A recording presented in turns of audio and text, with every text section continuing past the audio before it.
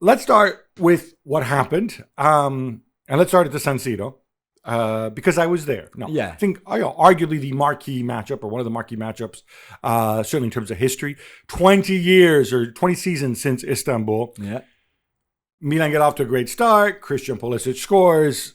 And then really the bottom falls out. And the upshot of this now is that if they lose the derby on Sunday, Paulo Fonseca will be in serious trouble. Yeah.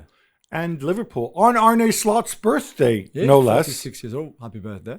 They look pretty effortless.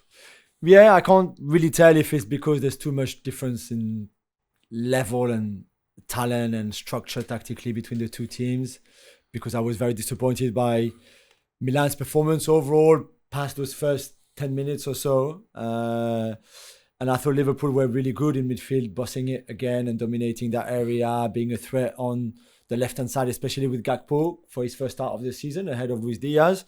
They could have scored easily 4, 5, 6. I mean, Mo Salah hit the bar twice. Yeah. So I'm not sure if it's a massive credit to Liverpool for being so good or if Milan was just average on the night too.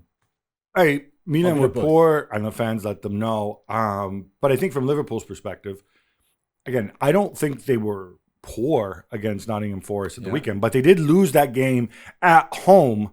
And so I think, Slot, first game for Liverpool in the Champions League, coming off a defeat, making changes. I don't think it's easy for him. Now, you can say Milan made it easy for him with the 2 set-piece goals, Mike Maignan having to come off. Yeah. But he was clearly, I was there, you could clearly see he was injured. Even before coming off, even before coming on. And I think, by the way, there's a whole issue there, which is that his backup goalkeeper is Marco Sportiello, but he got injured during the preseason tour. Yeah. And then they chose, he's not going to be back, I think, until June. They chose not to bring in a veteran.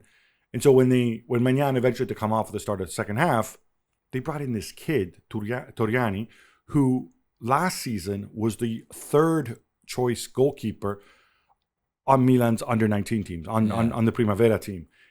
Again, planning, team building, definitely suboptimal. Milan MS, did you like what Ibrahimovic said? I kind of expected him to be doing the rounds of TV before the game. Did you expect him to come in and say, I'm the boss, everybody here works for me? Yeah, knowing Ibra like we do, and we've interviewed him on this show before, it's not surprising.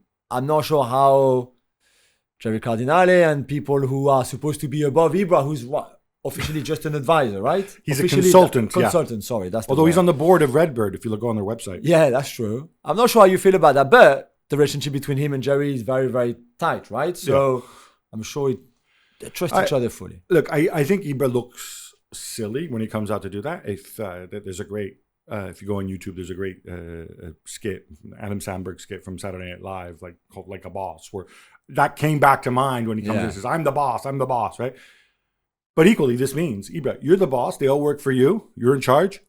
This means you have accountability. Yeah. This means that you are responsible. And we can mock Ibra for coming across slightly like a doofus when he says that. Yeah. But equally, part of the message means, okay, I'm taking responsibility for where we are now.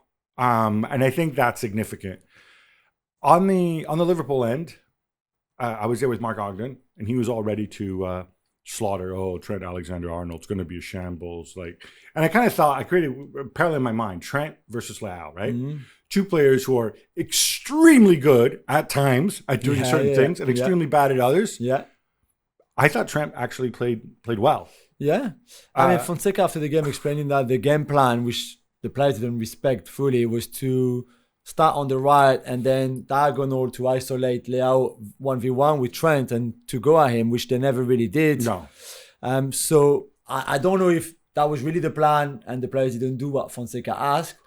The idea was good. It's a no-brainer that you and I could have been the Milan coach. We would have tried to do that, obviously. But yeah, I thought Trent, and also the delivery on that first goal, which is the key goal really to come back to 1-1 after the poor start they had. But Trent was very good on the ball once more. Yeah, it helps to have big, tall center backs. Yeah.